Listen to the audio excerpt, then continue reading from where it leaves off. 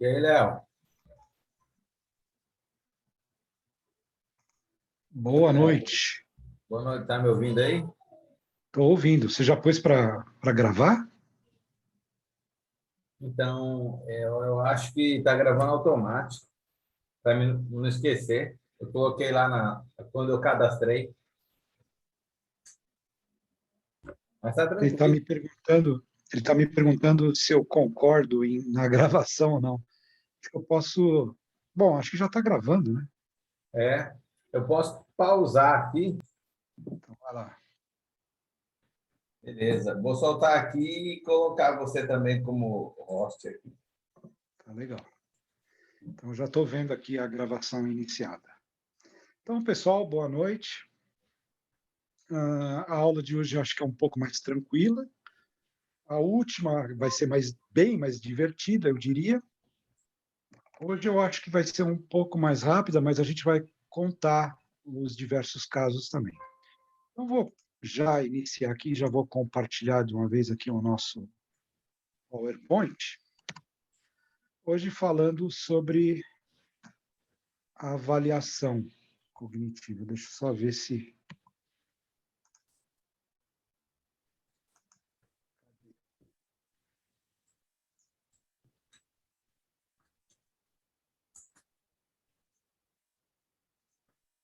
Vamos lá. Pronto. Ela inteira. Então, hoje eu vou falar um pouco de avaliação e dos transtornos, né?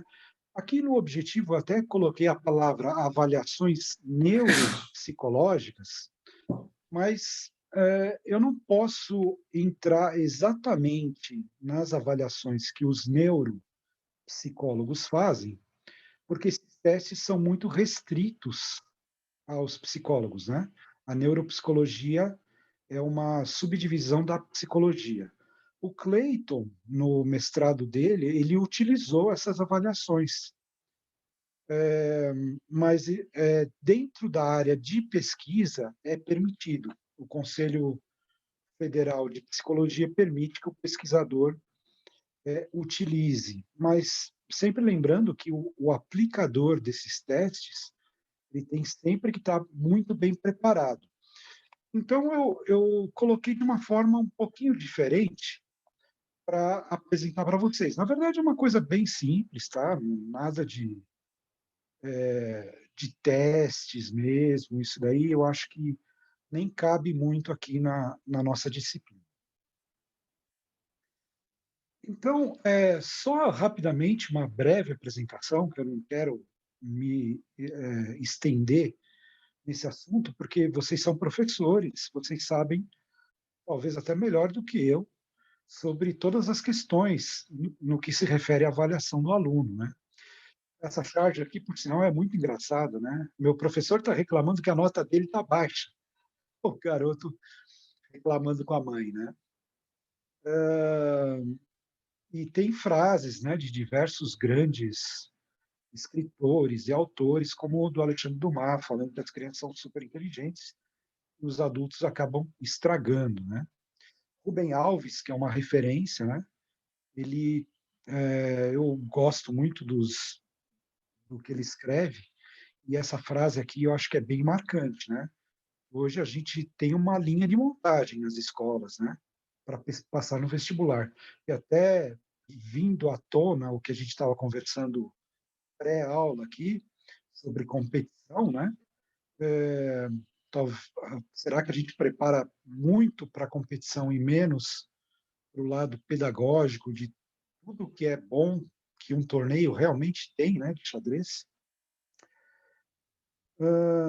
Eu considero isso aqui, os dois principais fatores: descobrir as dificuldades e os transtornos para ajudar com aquele aluno, ajudar na escola, ajudar os pais e tentar verificar individualmente e coletivamente essas crianças.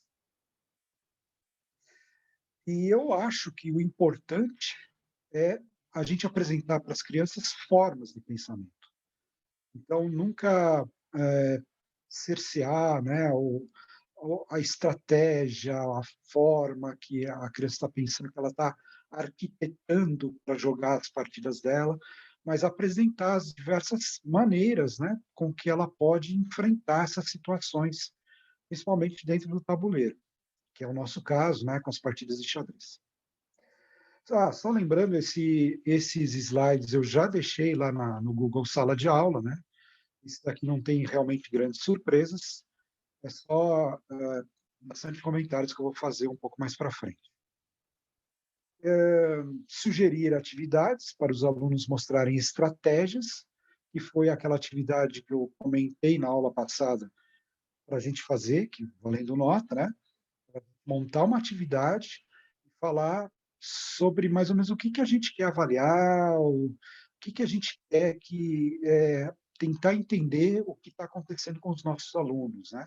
Eles mostrarem os conhecimentos que eles dominam. E principalmente o quê? As atitudes, os procedimentos, conteúdo e conceitos. E também uma autoavaliação, né? Que nem nesse quadrinho aqui, né?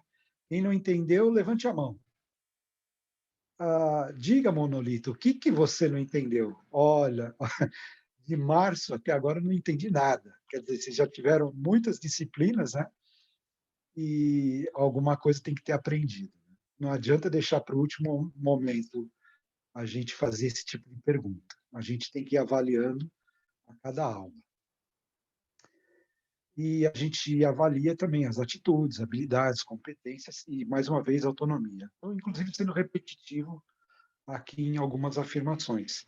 Tem esse grande pensador, né, que é o Cipriano Lucchesi, desculpe, pensar sobre a avaliação de acordo com a faixa etária. Isso aqui é bem importante, principalmente quando a gente pensa no Piaget, né, que ele dividia por faixas etárias. Então é bom compreender o nosso aluno também dentro dessas características, né, etárias em que eles estão vivendo. Uh, uh, Certas atividades estimulam as crianças a pensar de um modo novo e que outras não despertam o mesmo entusiasmo.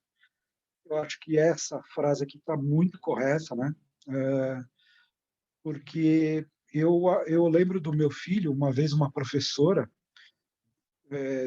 dos primeiros anos, acho que era do terceiro ou quarto ano, chegou para mim, a minha esposa na época, e falou que o meu filho não sabia bem matemática. No entanto, eu acho que ele sabia até mais que a professora, só que ele tinha estratégias diferentes para resolver os problemas, e eram estratégias muito boas, na minha opinião. Ele sempre foi muito bom na área e talvez o professor não compreendesse bem esse pensar, digamos assim, fora da caixa que ele tinha. Então, a gente tem que estimular o modo diferente de pensar. Eu lembro que eu dei aula para uma menina que eu até não queria ter dado. O pai dela insistiu muito. Ela tinha 5 anos na época. Eu estava me recusando. Até que ele insistiu, insistiu e fui. E realmente era uma criança muito inteligente. E eu me lembro até hoje, numa partida que eu estava jogando com ela, aí ela já estava com 6 anos, até contei para muitos amigos, né? Ela tinha torre e dama alinhadas numa coluna, né? Tava a torre na frente e a dama atrás. Se fosse o contrário, se a dama dela estivesse na frente, ela poderia me dar um checkmate, né? E aí eu dei risada durante a partida, né? Porque falei, tá vendo? A gente tem que pensar nessas coisas e tal, né? Pois ela fez um lance que ela passou a torre para o outro lado para permitir que a dama viesse em seguida para dar o checkmate que a gente estava conversando na partida. Foi uma ideia super criativa, muito inteligente, né? E que eu adorei de ver essa menina fazer, realizar, né? O Feuerstein, né, é um grande pensador da pedagogia, da psicologia, né? E tem essa frase aqui que eu gosto bastante, né? Quando avaliamos as crianças diferentemente, através de uma rotina para medir a capacidade de aprendizagem, ao invés do seu desempenho presente, descobrimos que todas elas tinham um potencial que tinha sido completamente camuflado nos testes de QI padronizados.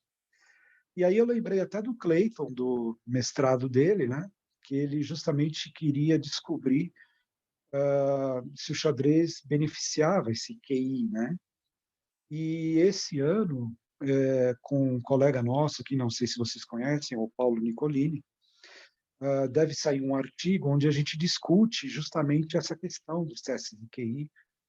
E até o Holanda, né, nos comentários que ele faz sobre uma avaliação mais qualitativa dos nossos aprendizes, né, e deixar um pouco de lado aquela avaliação mais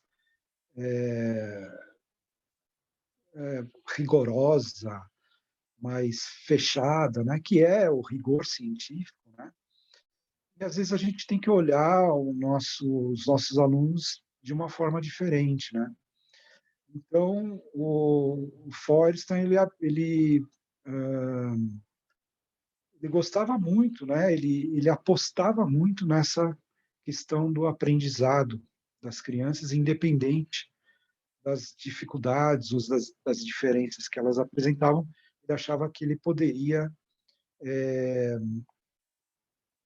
re, trazer de volta, né, essas crianças para uma aprendizagem normal, né?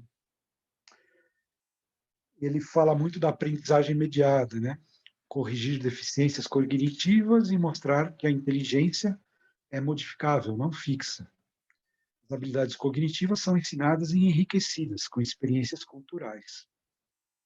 Perfeito, né? Eu acho que com o jogo de xadrez, uma coisa que eu valorizo muito, particularmente, são essas questões em torno do xadrez, que a gente vai ver até no que eu proponho como avaliação. E aí, só falando rapidamente desse método tradicional que a gente tem nas escolas, né? Essa aqui é aquela imagem do The Wall, do Pink Floyd, né? Do professor esmagando os alunos como se fosse carne moída, né? Tudo virando a mesma massa.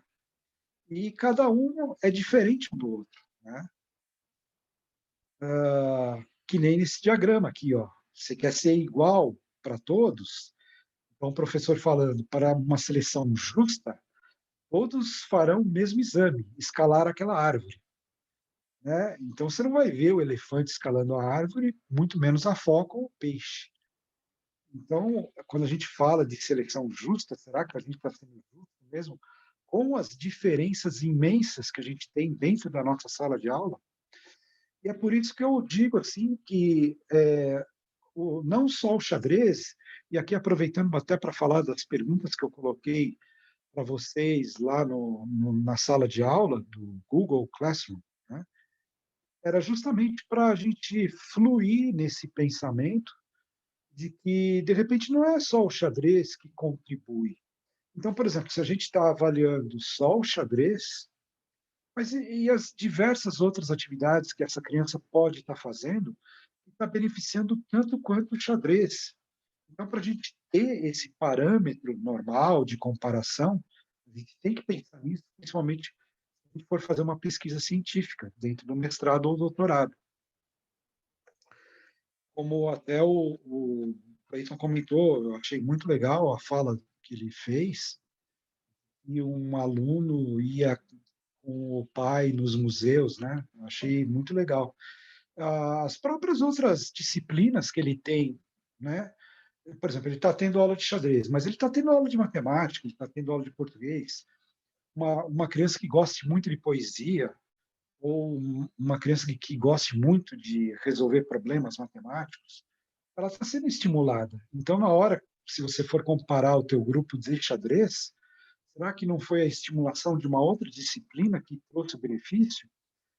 Em geral, as crianças vão desenvolver do mesmo jeito, da mesma forma. Então, para a gente fazer a pesquisa com o xadrez, o nosso desenho de pesquisa, ele tem que ser muito bem feito, ele não pode cair em armadilhas como dessa charge aqui, né? Senão a gente vai beneficiar os melhores alunos para o xadrez, né? E dizer que o xadrez realmente fez o macaquinho ali ganhar na avaliação. Não é por aí, né? Aos tempos modernos, o professor na sala de aula automatizando seus alunos, né?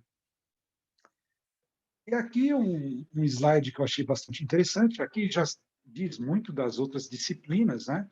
Da questão da reprovação, que em países onde não havia a reprovação, que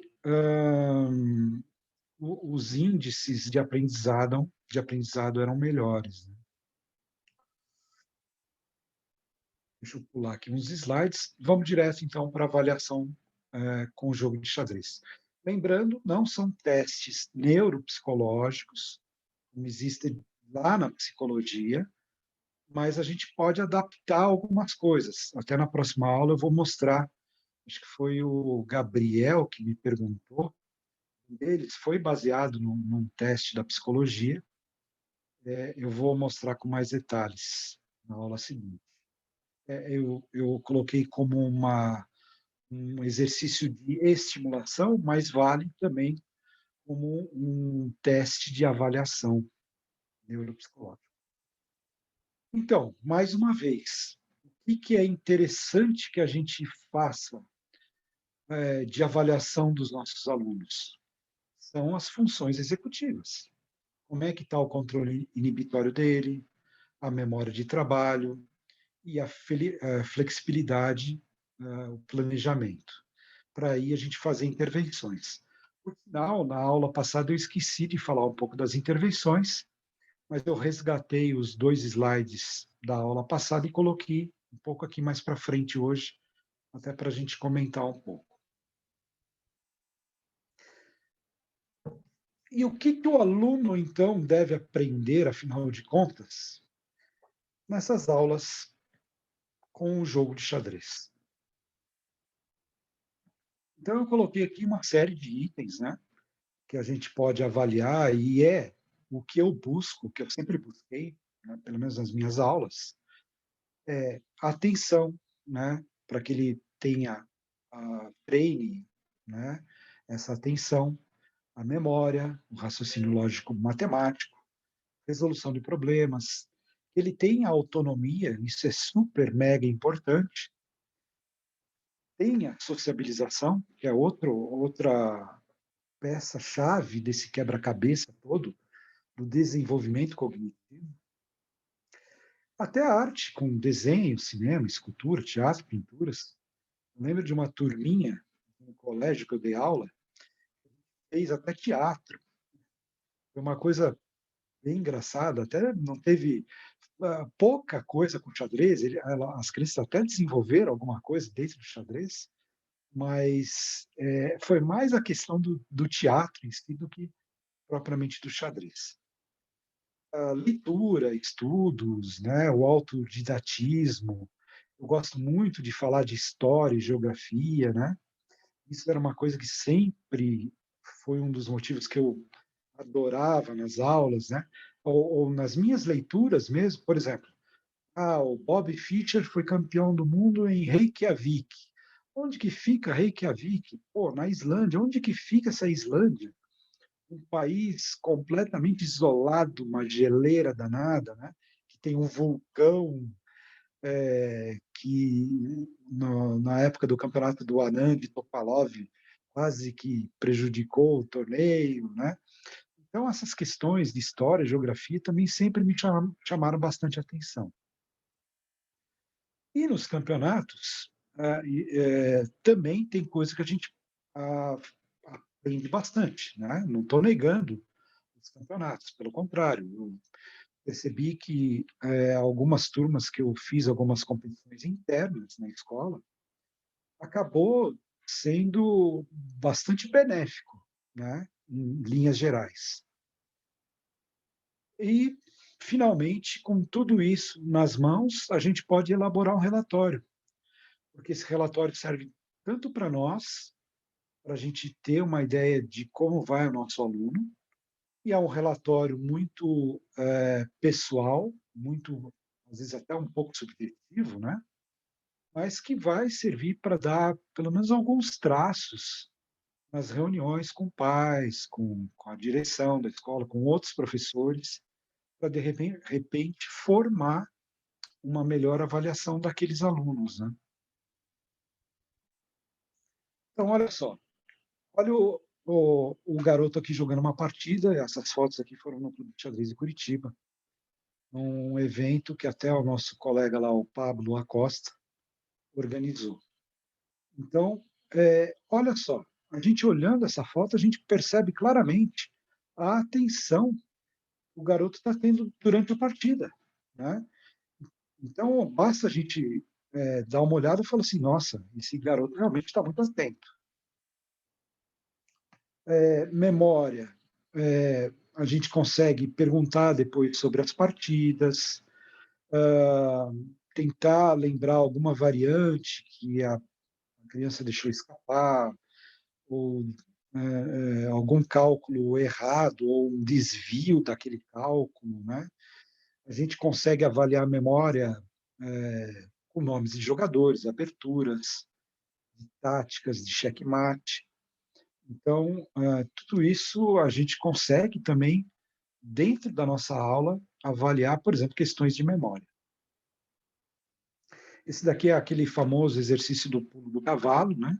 É um exercício de raciocínio lógico, onde o cavalo começa numa casa e ele vai pulando, né, sem nunca repetir a mesma casa, mas tem que passar por todas as casas do tabuleiro. Interessante até aqui que fez um desenho geométrico, né? Esse aqui é um exercício que eu adorava passar para os meus alunos e eles eram bastante estimulados com isso daqui. Eles procuravam respostas, procuravam exercitar, eles se empenhavam, né? Esse exercício das 8 damas, também muito legal. Eu lembro que uma vez eu passei esse exercício e um dos garotos, ele não desistiu, ele ficou a aula inteira persistindo em encontrar a resposta desse problema. Ele conseguiu. No final da aula, ele veio me mostrar, eu fui lá conferir, ele realmente tinha conseguido.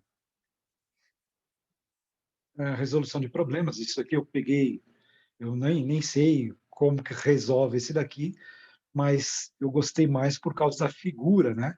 Se não me engano, era queria representar uma vela, um rei segurando o castiçal, alguma coisa assim. Acho que era um tema de Natal. Então, dá até para você fazer arte dentro da resolução de problemas. Olha só, nos campeonatos, o emparceiramento. Quando o árbitro afixa o emparceiramento, você fala para o teu aluno, vai lá e procura a tua mesa, ele vai ter que buscar o nome dele, de repente ele vai ter que lembrar quantos pontos ele tinha, de repente ele vai ter que lembrar, quando for se dirigir à mesa, se ele vai jogar de brancas ou de pretas, qual mesa que ele vai sentar, de repente, se ele for um pouco mais atento, saber com quem que ele vai jogar. Então, isso daqui é um super mega aprendizado, né? De você afixar o emparceiramento e deixar que eles se virem, né? Deixar essa autonomia mesmo. E aqui você está estimulando diversos fatores. A atenção, memória, enfim, o raciocínio lógico dele, de quantas vezes o garoto não falava assim, ó, oh, eu estou aparecendo aqui com 4 pontos, mas eu tinha 5, eu ganhei a outra partida. Né? Então, é um fator que eles verificavam também, eles começavam a entender. Né? Então, a competição traz esse lado muito bom. Sociabilização, que é o mais importante, né? Você fazer amigos, você trocar ideias. Isso daqui é uma coisa que a gente sabe, eu, pelo menos no xadrez, acredito que vocês também, é uma coisa que a gente leva para a vida inteira. Eu tenho amigos do xadrez, os meus maiores amigos, eles estão dentro do xadrez hoje, são enxadristas, né? Então, eu particularmente devo muito ao jogo de xadrez, muito, graças a essa sociabilização. Mas será que todo mundo tem esse grau de sociabilização? Você pode encontrar alguma dificuldade, né? no comportamento das crianças, né? Observando o comportamento delas. Ó, esse daqui foi de um campeonato de deficientes visuais. Esse rapaz aqui é um cara lá do Paraná. Ele hoje não mora no Brasil, ele mora nos Estados Unidos. Ele está trabalhando, se não me engano, na Google, é programador de computador. Acho que ele era de Minas Gerais. Ele era de Minas, mas os pais dele moravam no Paraná. Então ele acabava tendo um relacionamento muito forte. Ele participava da equipe lá do Além da Visão, lá do pessoal de Curitiba. Então, o campeonato de deficientes visuais é fantástico, que você tem sensibilização, a oportunidade que você permite, né, de, de se envolver com outras pessoas, de ir para outros lugares. Nossa, o pessoal adorava, adorava, né, as situações que eles viviam. Para quem nunca presenciou, é uma experiência muito bacana, né? Vejam que ele está com um tabuleirinho dele à parte. Alguém quer falar? É o Lucas Pellegrini, né? Lucas, isso mesmo. É. Ele mesmo. Tem outras pessoas aqui, figurinhas carimbadas também, né? Eu, de cabeça, assim, não lembro o nome deles, né? Inclusive, os que eram meus alunos não estão aparecendo diretamente aqui na foto. E aqui o tabuleirinho dele, né? E o adversário dele numa mesa ao lado, também com o próprio tabuleiro, né? Gravando os lances num gravadorzinho e um relógio ali. Não sei se era um relógio para deficientes visuais, que eles compraram É. bastante lá da Espanha. Esse é um relógio adaptado, ele É. tem a diferença desse relógio para os que nós utilizamos, ele tem uma entrada para você conectar um fone de ouvido e os botões, ele tem um botão onde o jogador aciona e ele sabe o tempo dele decorrido e o que falta ainda e um outro botão para o oponente. No mais, é idêntico a um relógio já conhecido nosso, né? Ele só tem essa funcionalidade. O preço é muito salgado. Isso, É vinha lá da coisa de Espanha, né? 800 euros, mais ou menos. É um Mas preço quase um tabuleiro digital. eu conversei com o pessoal, isso faz uns 2 ou 3 anos. Estava lá, a gente estava num evento lá no litoral de Santa Catarina, acho que Itajaí, acho que era Itajaí, não me lembro. E eles, apesar de muitos deles terem esse relógio, eles não gostavam muito também, né? Mas que dava muito problema, muito defeito. Autodidatismo, né? Eu e acho que grande parte da minha geração, pelo menos, a gente estudava por conta própria. Em especial, só tinha esse livro praticamente no Brasil, né? Do xadrez básico, que por sinal eu gostava muito.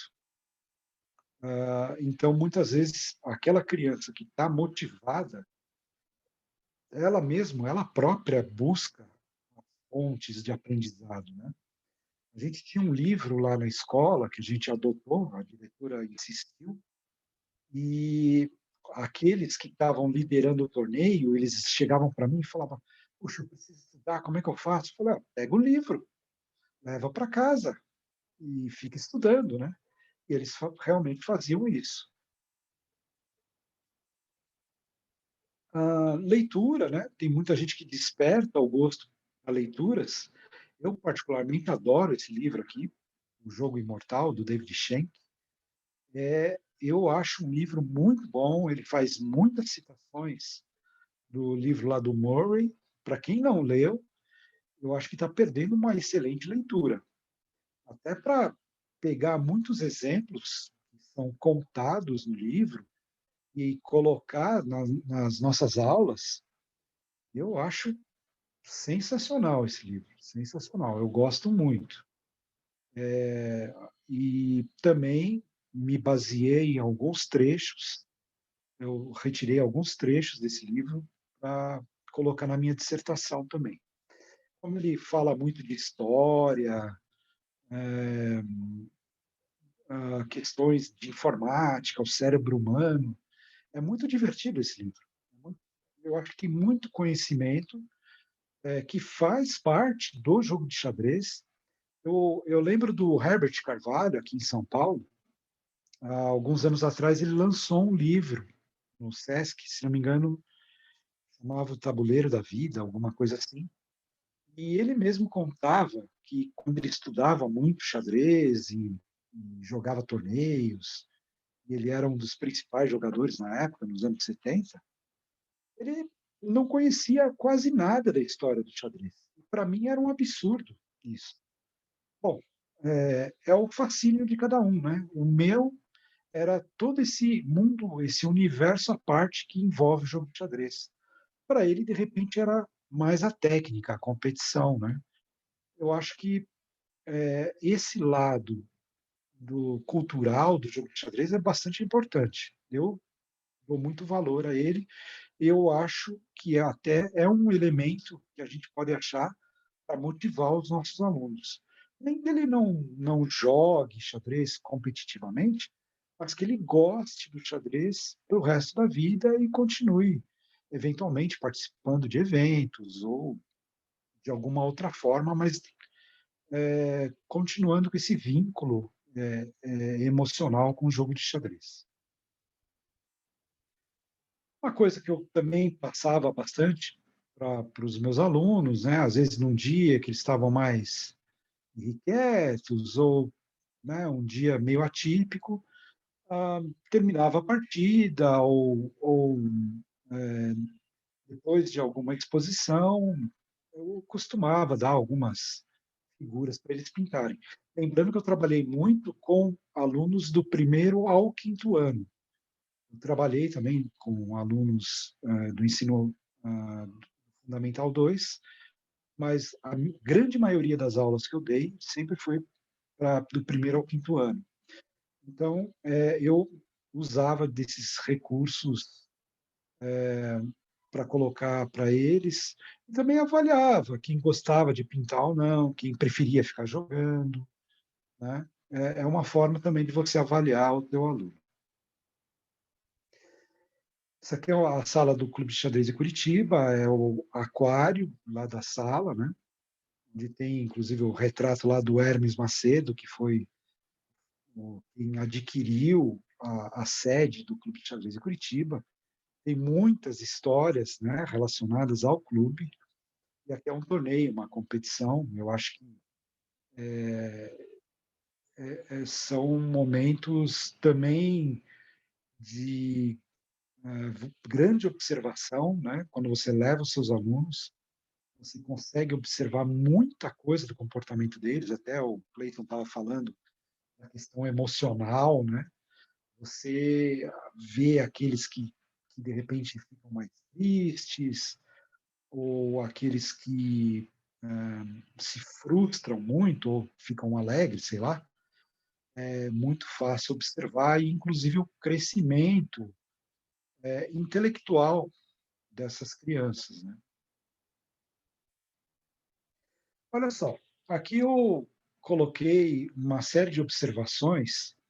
Isso daqui, na verdade, eu criei esses itens quando eu estava lá dentro da psiquiatria da USP, lá dentro do IPQ, com os dependentes químicos. Porque a gente sempre fazia um relatório após a sessão de xadrez, né? E os meus colegas, às vezes, tinham um pouco de dificuldade de elaborar esse relatório. E aí teve um dia que eu pensei, falei assim, poxa vida, era um projeto que era mais meu, né? E eu queria que eles me ajudassem, efetivamente.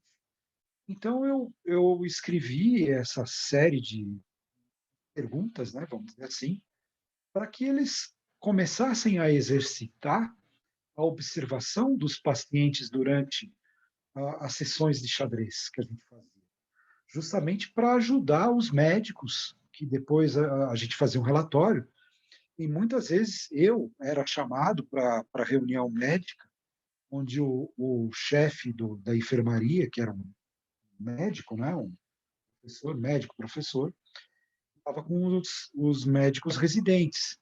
Então, ele gostava de ouvir as minhas observações e as observações dos outros profissionais que estavam dentro ali da psiquiatria em geral, como os próprios nutricionistas, educador físico, os psicólogos, tinham os outros médicos, tinha os enfermeiros, enfim, os diversos profissionais presentes.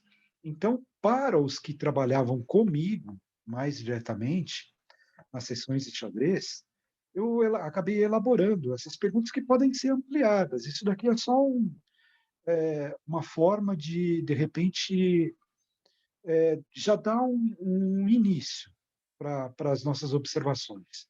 Por exemplo, o aluno se lembra das regras do jogo. Às vezes a gente ensinava, numa sessão, aquele paciente a jogar xadrez. Então, eu ia observando se ele já estava conseguindo reter informações na memória. Lembrando que muitos dos pacientes eles chegavam bastante debilitados, né, na enfermaria, bem prejudicados, né, principalmente aqueles dependentes de cocaína. Eles eram capazes de seguir as regras, tinha alguns que não eram. A percepção visual, se eles percebiam todo o tabuleiro, se eles faziam planos, estratégia, de curto e longo alcance, olha que interessante, é uma observação mais detalhada, né? Se eles conseguiam fazer os planos pensando realmente lances à frente, se eles perdiam a atenção, se distraíam, se eles realmente analisavam a jogada do adversário, se percebiam as ameaças que o adversário estava fazendo a eles, se respondiam impulsivamente, se eles buscavam soluções, tinham flexibilidade, quais eram as intenções, se eles percebiam, né? Quer ver, ó, se eu relacionando tudo isso daqui com aquelas funções executivas, funções cognitivas, será que a gente consegue associar alguma delas? Por exemplo, se vocês quiserem falar, abrir o microfone e falar, e me ajudando aqui, ó. Por exemplo, se eu falar assim, o aluno se lembra das regras do jogo, que função cognitiva que envolve isso? Essa é fácil, né? Se ele se lembra das regras do jogo. Memória. São capazes de seguir as regras? Será né, que função cognitiva que estaria associada? Percepção visual das peças? Professor, Pode falar.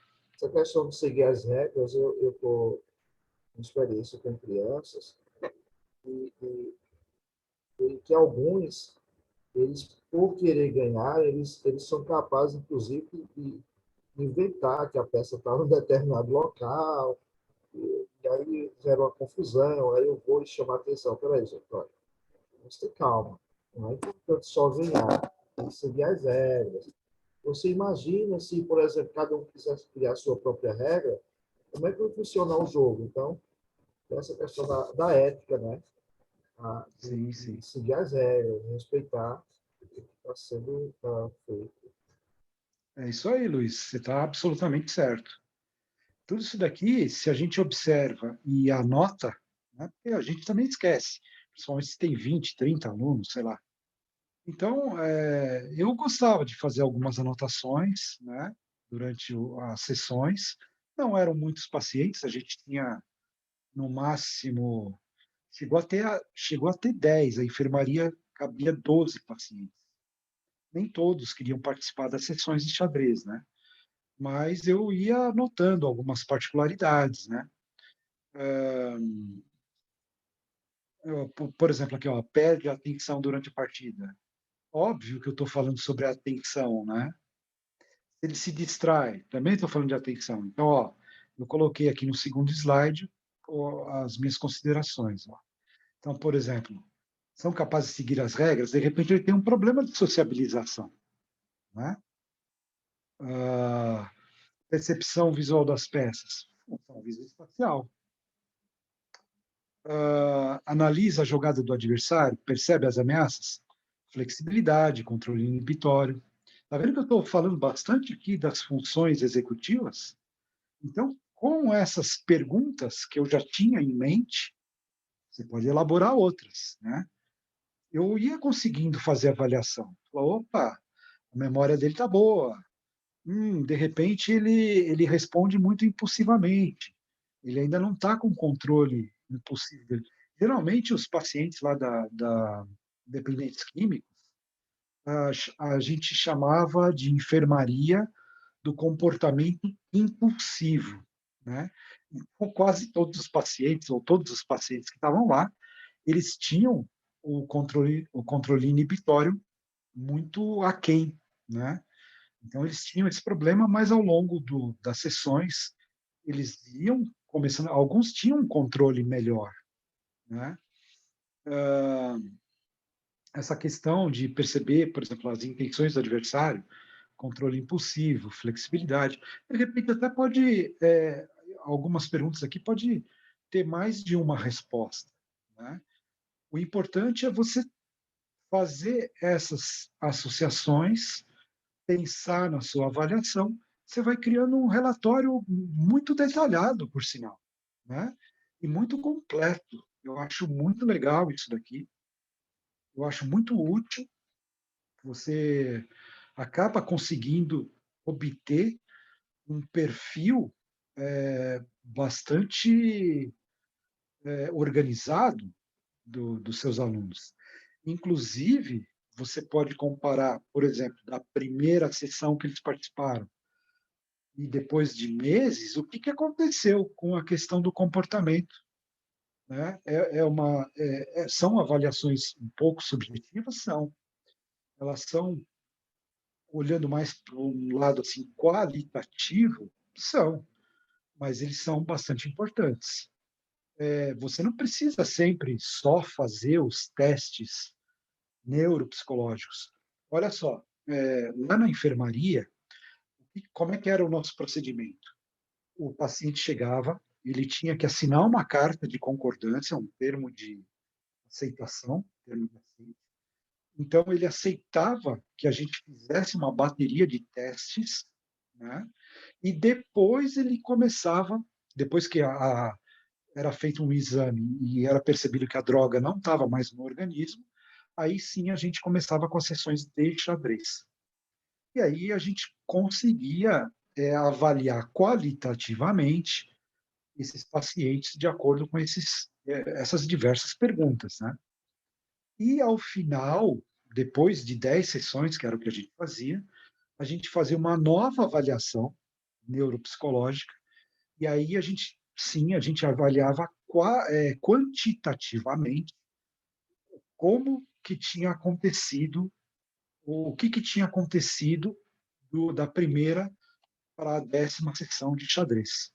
Então, a gente tinha sempre os dois lados. Isso é bastante interessante para as pesquisas, né? É muito válido você relatar também nas suas pesquisas o que você observa de uma forma geral. Mas isso daqui, eu estou falando do que eu fazia dentro da psiquiatria, mas é claro que vale para os seus alunos, não é? Eu acho que esse slide está guardado já, vocês podem copiar, podem aumentar, ampliar, diminuir, questionar, enfim.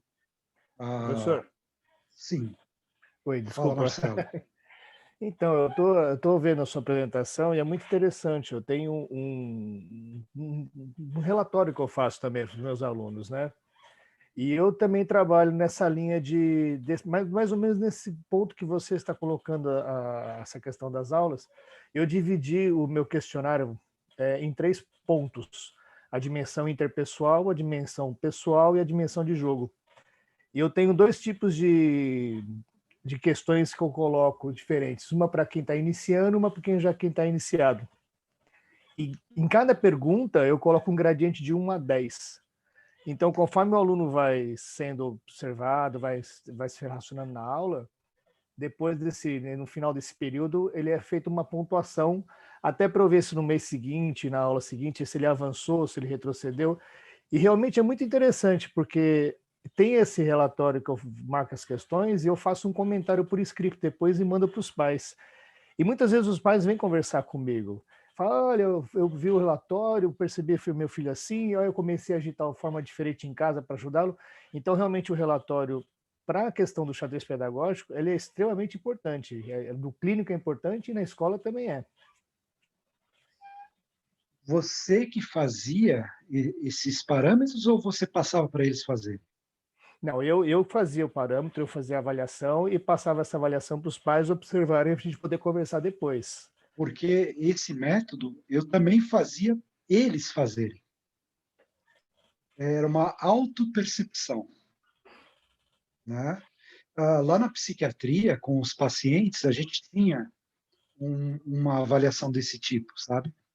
Onde ele fazia esse gradiente. Então, tinha de 0 a 10 e ele colocava uma barrinha onde era mais próximo. Por exemplo, eu estou mais impulsivo ou menos impulsivo? Se ele se achava mais impulsivo, ele punha a barrinha mais perto do fim, né? E assim uma série de itens, né? Então você pode também, né? De repente, né? Eu não sei se era muito ético isso. Existem umas questões éticas nesse sentido, mas uma autoavaliação realizada por eles mesmos, né? Essa avaliação até existia. Só que assim, eu fazia para o aluno, por exemplo, acabava uma partida e ele conversava um pouquinho, ele com o coleguinha dele, né? Do que eles achavam que tinha acontecido no jogo, da questão de como eram tratados. Eu colocava alunos mais experientes com menos experientes para eles se relacionarem. Então, existiam esses tipos de trocas, né? Só não entrava no relatório. Mas eu achei interessante essa abordagem. Eu fiz uma autoavaliação, mas uma avaliação mais não ligada a esse relatório especificamente, uma avaliação de aula mesmo. Pelo jeito, a única diferença do que você faz para o que eu estou propondo aqui, você vê que eu estou focando nessa questão das funções executivas, né? E, para mim, é o ponto-chave, você entende?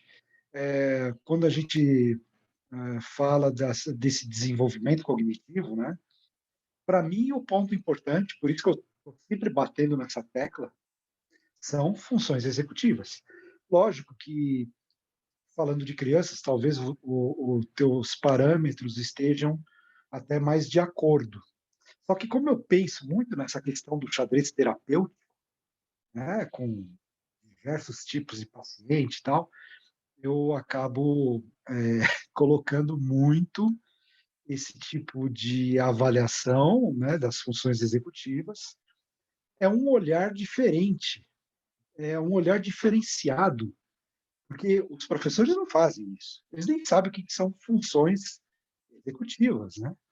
Então, de repente, se a escola, e geralmente tem pelo menos 10%, pelo menos dos alunos, acabam tendo, né, um encaminhamento com um profissional, um psicólogo, de repente um médico, um psiquiatra, sei lá, e isso pode ajudar, né, nesse diagnóstico.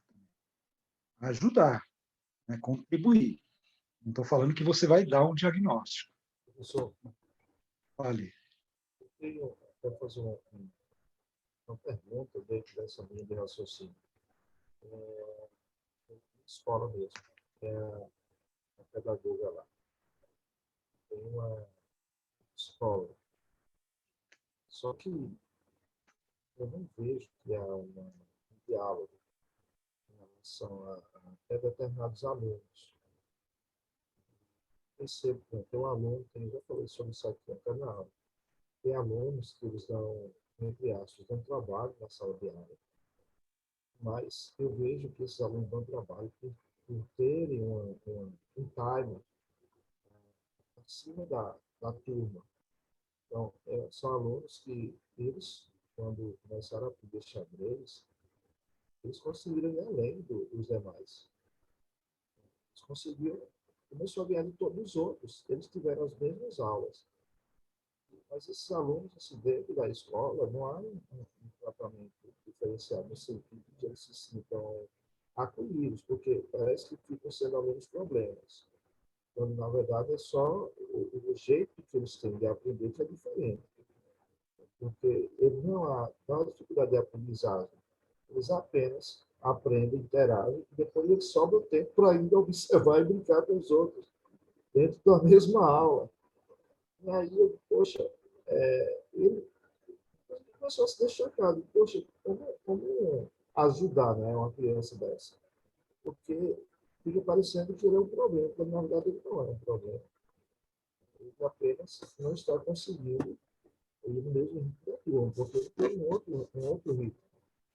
E aí, como é que a gente poderia chegar para a pedagoga, para a psicóloga, para a gente tentar fazer alguma coisa no sentido de ajudá-los, de que ele seja percebido? Bom, você como professor de xadrez, é lógico que você não pode chegar querendo, como eu falei, né, dar um diagnóstico. Mas você pode falar assim, ó, eu observo tais e tais coisas, né? Durante as aulas,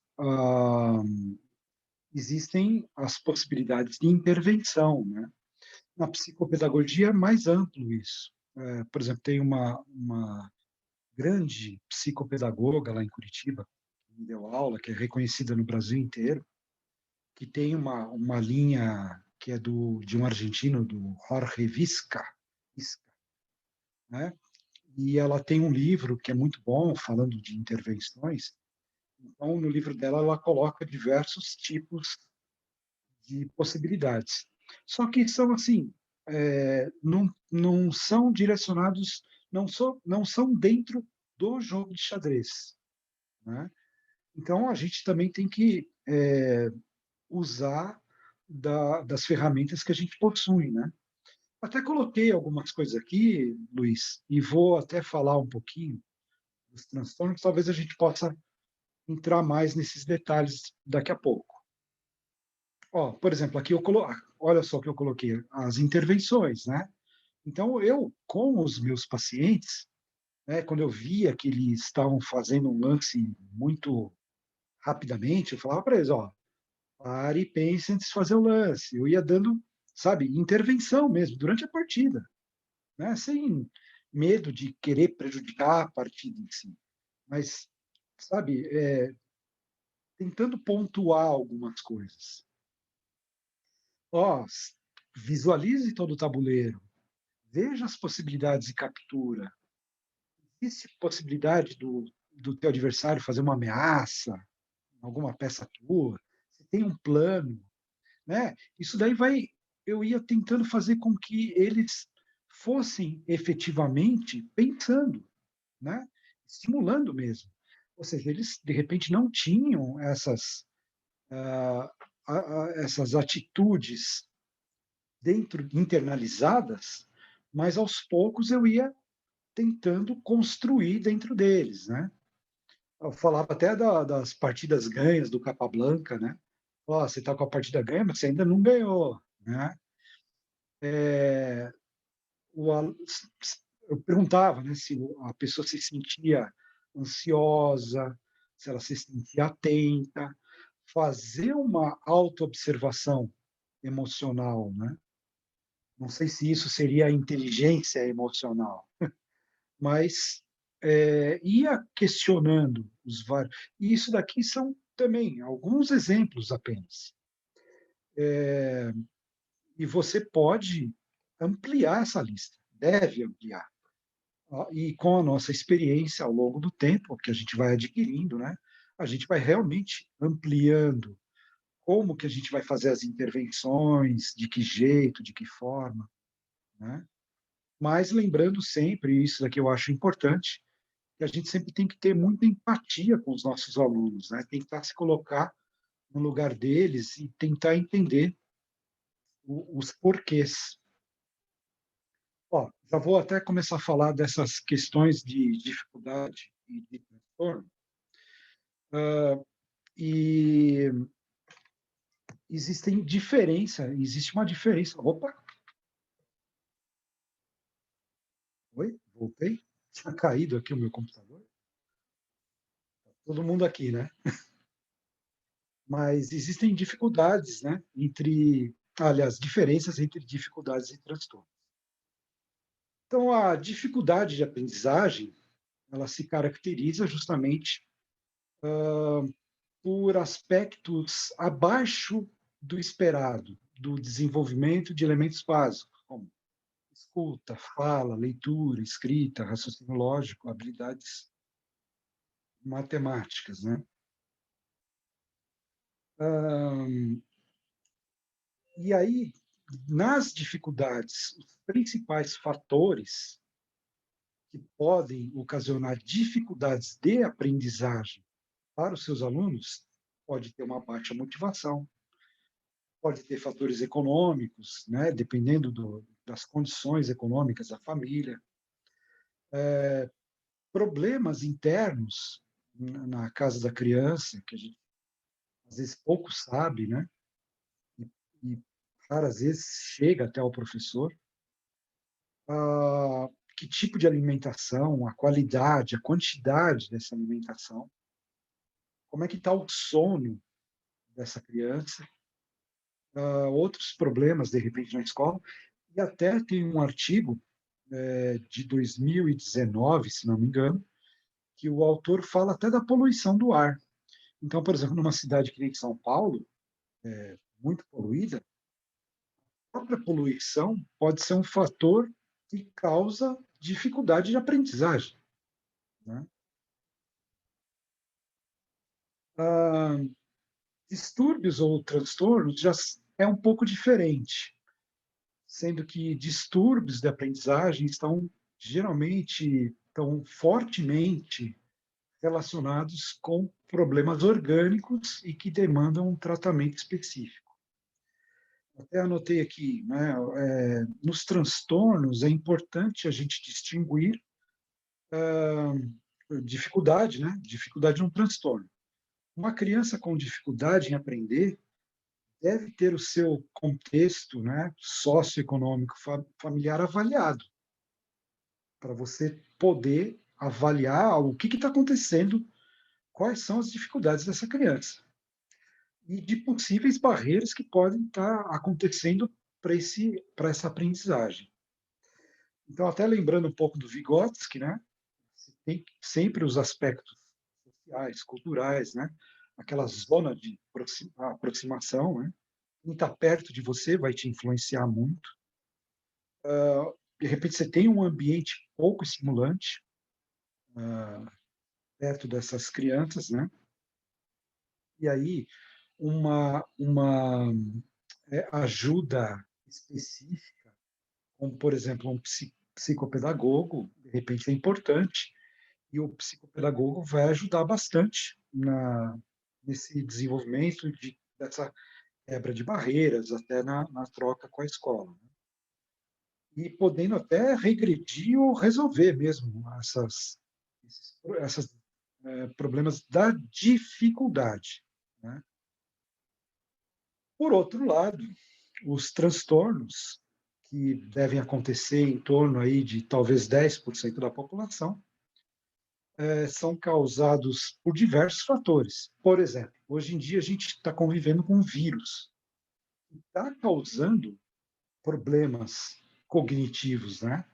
O vírus da Covid, muita gente reclamando da perda cognitiva que teve. Podem ser, no caso de transtornos, defeitos genéticos, pode ter havido um traumatismo, uma criança que, de repente, bateu a cabeça, né? E esse tipo de situação, de transtorno, um distúrbio, eles devem sempre ser acompanhados por um profissional como um médico. Até que, se de repente essa criança precisar de uma medicação, quem vai dar medicamento é só o médico. E aí a gente tem diversos tipos de dificuldade de transtorno, e aqui nos próximos slides eu estou citando alguns, né? Causas comuns desses transtornos: uma lesão, algum problema de alteração no desenvolvimento, problemas genéticos, hereditários, algumas características, de repente, não tão muito conhecidas relacionadas a esse funcionamento do sistema nervoso e, de repente, até alguma dificuldade na entrada da informação, né, nos órgãos, nos nossos órgãos sensoriais. Eu lembro quando eu estava lá pelo 6º ano na escola, eu lembro até hoje, eu não sabia, mas eu não enxergava bem o quadro negro lá, a lousa. Então eu copiava um monte de coisa errada. Eu tinha miopia e eu não sabia, né? Então eu estava tendo um mau funcionamento de repente da minha visão e isso estava interferindo na minha aprendizagem. A gente tem 2 livros importantes, mas são da área da medicina, né? O CID-10. O CID-10 ele classifica transtornos, ele fala que originam-se de anormalidades no processo cognitivo que derivam, em grande parte, de algum tipo de disfunção biológica. E a gente tem o atual, né, o manual DSM-5, que fala de perturbação clinicamente significativa na cognição, na regulação emocional ou no comportamento de um indivíduo que reflete uma disfunção nos processos psicológicos, biológicos ou de desenvolvimento subjacentes ao funcionamento mental. Então, o DSM-5 já de 2014, que substituiu a versão anterior, lá na página 20. É da Associação Médica Psiquiátrica. Um gráfico aqui bastante interessante, já tem alguns anos que eu fiz, me desculpem se eu não atualizei, mas é só para fazer algumas comparações. Até o Miro estava falando que o tema que ele gostaria muito de abordar seria a descalculia, e aqui a gente tem a descalculia mais ou menos 3% da população. O TDAH, eles consideram, nos Estados Unidos, 10% das crianças com TDAH. Autismo, aqui, bom, o autismo é uma coisa que está variando absurdamente nos últimos anos, provavelmente por estarem sendo feitos mais e melhores diagnósticos, né? Esquizofrenia, 1%, dependentes químicos, que é um grande problema das nossas sociedades, olha só, 10% da população. Então, os nossos governos, eles não estão muito preocupados com esses dependentes químicos, né? Transtornos de ansiedade, depressão, que também são altos, né? Então, vamos falar um pouquinho de alguns desses transtornos. Eu só coloquei umas figuras aqui para a gente começar a falar, né? Por exemplo, ansiedade, dislexia, TDAH, síndrome do X frágil, síndrome de Williams. Então, o TEA, por exemplo, o transtorno do espectro autista. Então, aqui até a Mônica está falando uma coisa bem interessante, né? Falando aqui do André, falando que ele é autista, né? E muitas vezes eles têm ecolalia, aquela coisa de repetir muito as falas, né? As frases, e problemas geralmente com hábitos sociais, né? Ou seja, que eles vivem o próprio mundo, estão sempre meio desligados, né? Tem aqueles comportamentos meio estereotipados e ficar agitando muito as mãos, balançando muito a cabeça, né? Alguns casos nos transtornos mais severos, acompanhados de deficiência intelectual, né? Eu conheci vários alunos Asperger, vários não, desculpa, pelo menos um, que eu trabalhei durante muitos anos com ele, e as características são muito parecidas realmente. Eu já começava a identificar na rua, às vezes eu estava andando pela rua, batia o olho e o jeito que aquela pessoa andava, às vezes, por exemplo, você estava dentro de um ônibus e o jeito que essa pessoa falava, se comportava, você já percebia, né? É interessante que o transtorno do espectro autista, eu lembro lá que pelos anos, no início ali de 2010, eu lembro que eles falavam, os pesquisadores, em 1 a cada 70. Hoje já estão se falando 1 a cada 50. É um absurdo, né? Um absurdo. E muita gente falava que era devido à vacina, as vacinas de varíola, de, sei lá, tríplice viral, que é um absurdo também. Então, eles estavam pondo na conta das vacinas, o que foi um tremendo de um agravante muito grande para a volta de muitas enfermidades até, né? De colocar a culpa das vacinas no transtorno do espectro autista. Esse garoto, que eu trabalhei bastante, ele era muito interessante. Eu fiz um relato, né? Eu acho que aqui eu não coloquei o relato, né? Mas, nossa, a gente. Eu coloquei os vídeos ali no Google Classroom, coloquei acho que uns 2 ou 3 de algumas atividades que eu fazia com ele, quando ele devia ter uns 12 ou 13 anos. Era bem interessante. O famoso transtorno do déficit de atenção e hiperatividade. Deixa eu tomar uma água aqui, que a minha garganta hoje não está muito boa.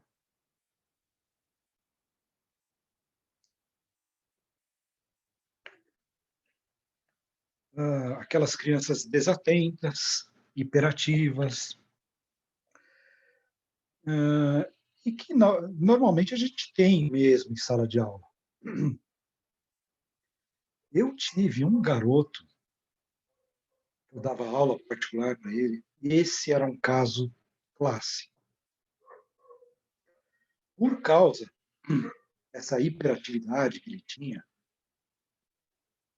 ele era impressionante o que ele fazia. Eu dava aula na casa dele, era impressionante o que ele fazia.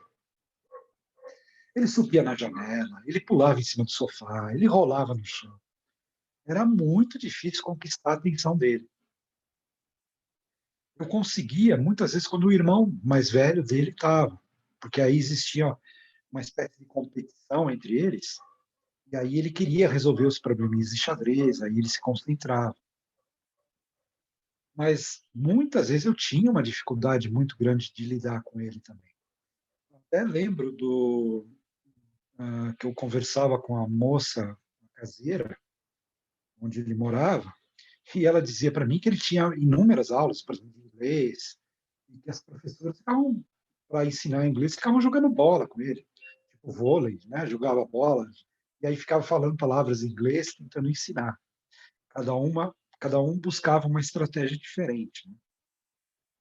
Eu lembro de um outro aluno, aqui de São Paulo, que a mãe falava, ele tinha uns 8 ou 9 anos, e no xadrez ele se concentrava muito, ele gostava, mas principalmente quando ele estava jogando, ele não queria saber muito de aprender alguma coisa mais técnica, nada, ele queria jogar, e aí a concentração dele era muito grande, era um garoto super inteligente, e a mãe dele fazia questão, e ela falava para mim que ela não ia tirar a Ritalina que ele tomava. Eu até tinha falado que no DSM-5 tinha havido uma mudança, né? E para as crianças com TDAH, os médicos não estavam mais receitando a Ritalina, o Concerta, né? E no DSM-5 estava sendo recomendado que só a partir, se não me engano, dos 12 ou 13 anos que poderiam dar esses medicamentos. Mas esse garoto tinha uns 8 ou 9 anos e a mãe dele falava, ó, se eu não der, ele é impossível o que ele faz. Inclusive, esse tipo de transtorno acaba tendo uma dificuldade de relacionamentos também, porque eles acabam brigando com os demais colegas, acabam se machucando muito. Esse outro aluno que eu tinha, quantas vezes que ele não tinha quebrado o braço, tinha machucado a perna, enfim, feito cortes, né? Então, eu lembro de uma palestra que eu vi aqui em São Paulo, num congresso de psicopedagogia, com um dos maiores especialistas no Brasil, né, que é o Paulo Matos, lá da Universidade Federal do Rio de Janeiro.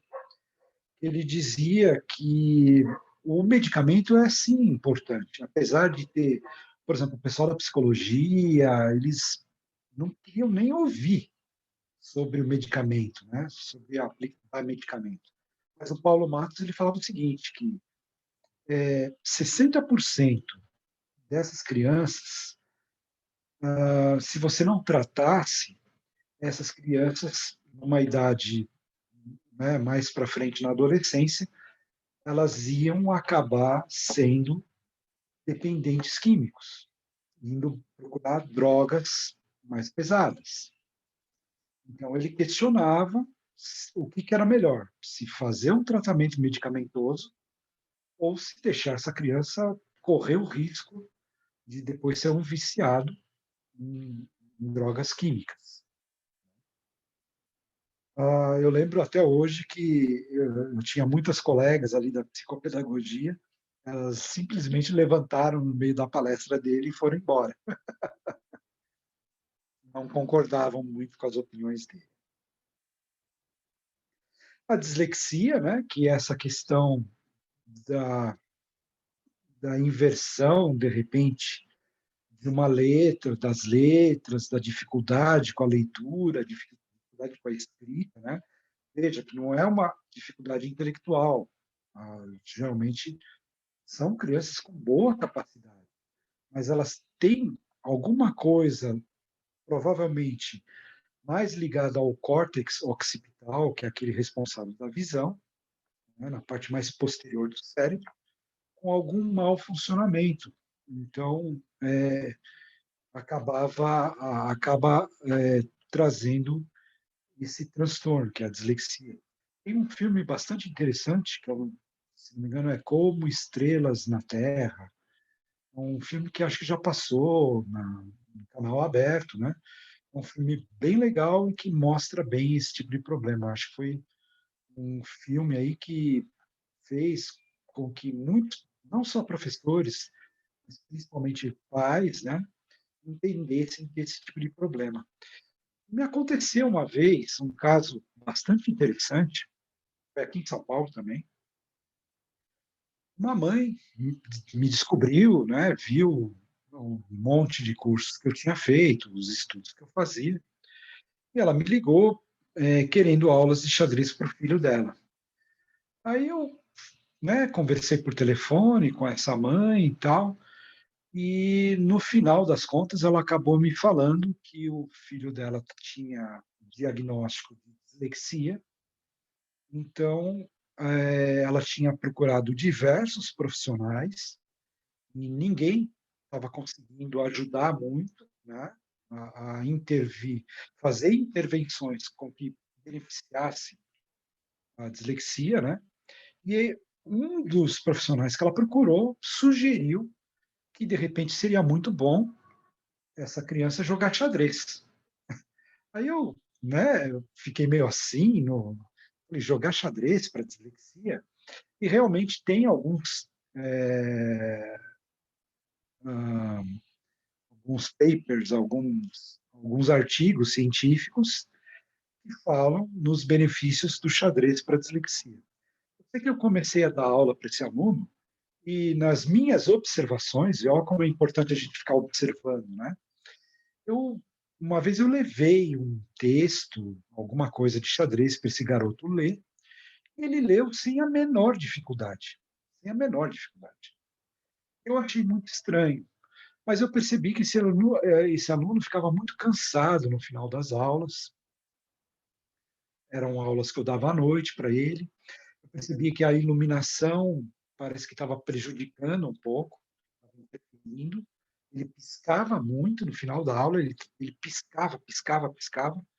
E aí eu comentei com a mãe dele, falei, ó, você já percebeu que o teu filho, ele pisca muito, né? Eu tô achando estranho isso. Aí ela falou, eu já levei no oftalmologista, ele falou que não é nada, né? Enfim, eu fiz uma série de observações e que eu fiquei muito cismado e pensando, acho que não é dislexia, está muito estranho esse caso, né? E era um garoto muito inteligente. Ele aprendia muito rápido, ele jogava muito bem, né? Com pouca instrução, ele tinha um desempenho cognitivo muito bom.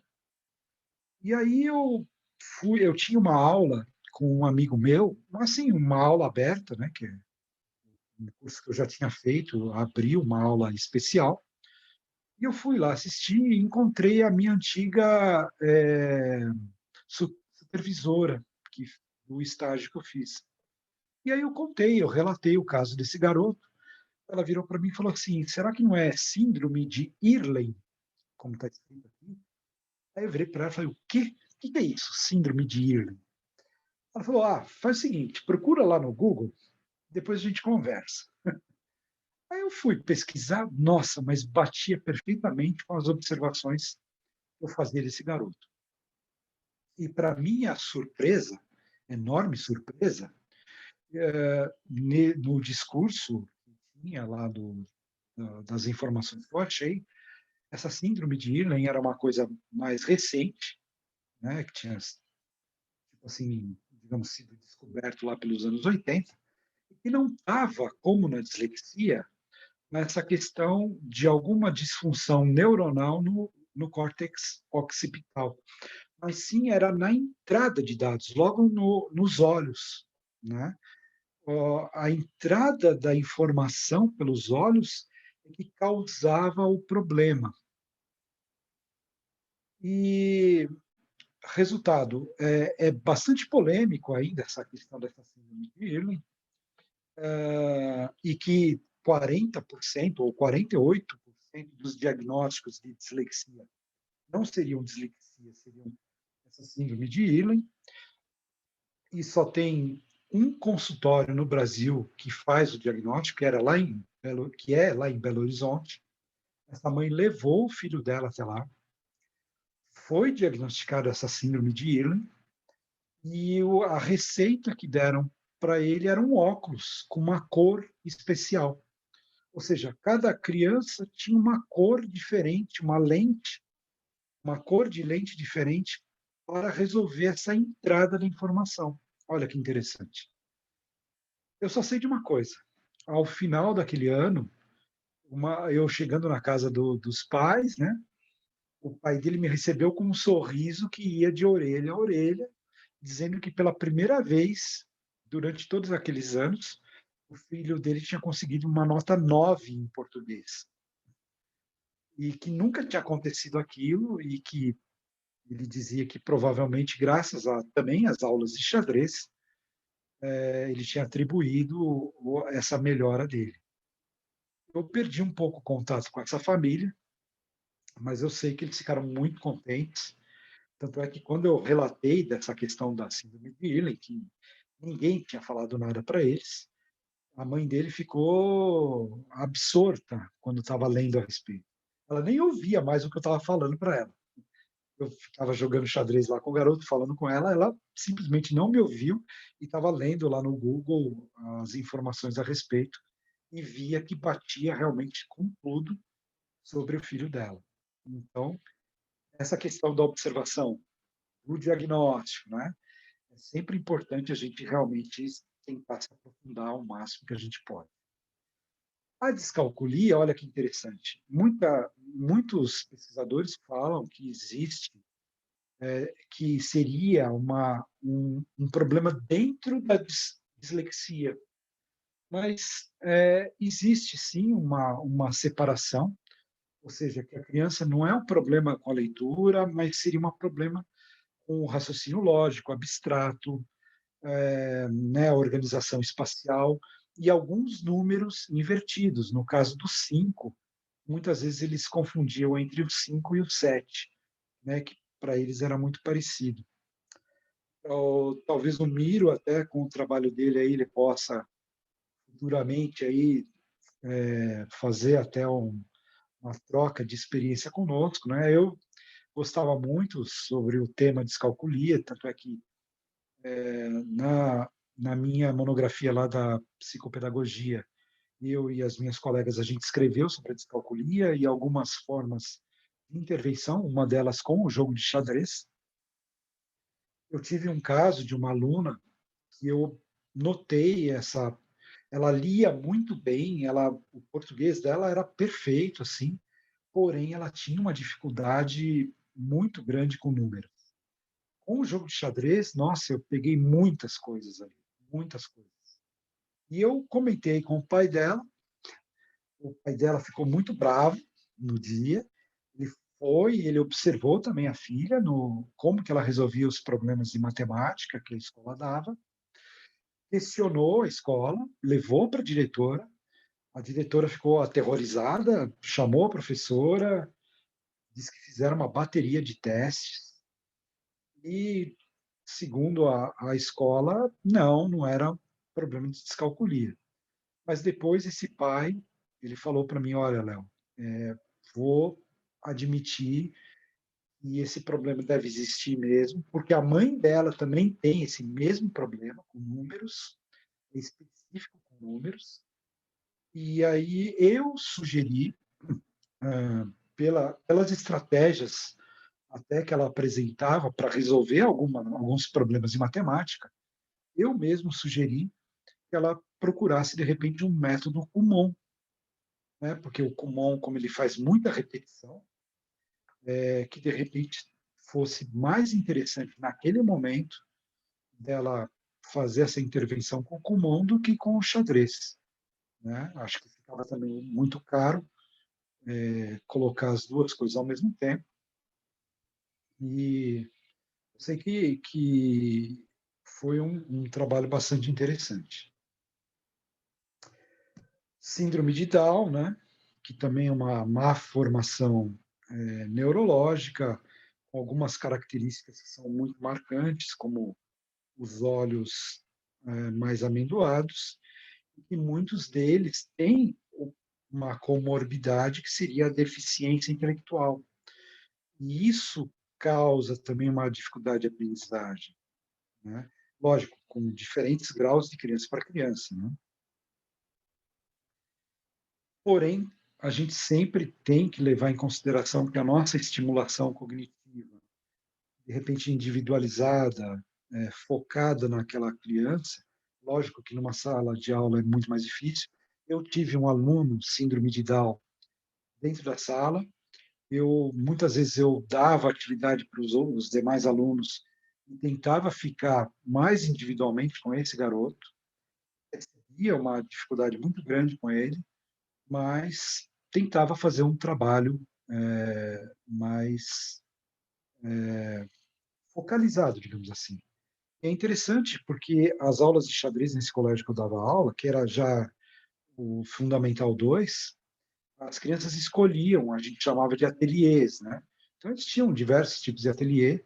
Esse garoto, por mais de uma vez, e a diretora fez uma concessão, que ele buscasse as aulas de xadrez especificamente, porque eu acabava formando um vínculo, era uma aula que, de repente, ele estava se dando melhor do que os outros, né? Então, mas era um trabalho realmente bastante difícil,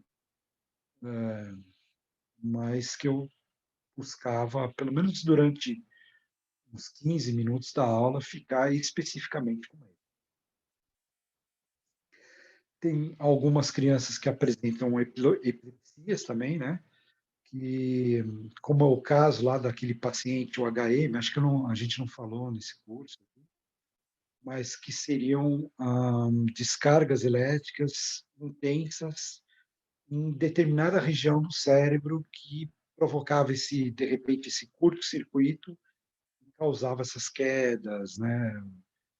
E aquelas características bem marcantes, né? Às vezes a língua enrolar, né? Eu não me lembro de ter tido nenhum aluno com essas características, mas lógico que o comprometimento cognitivo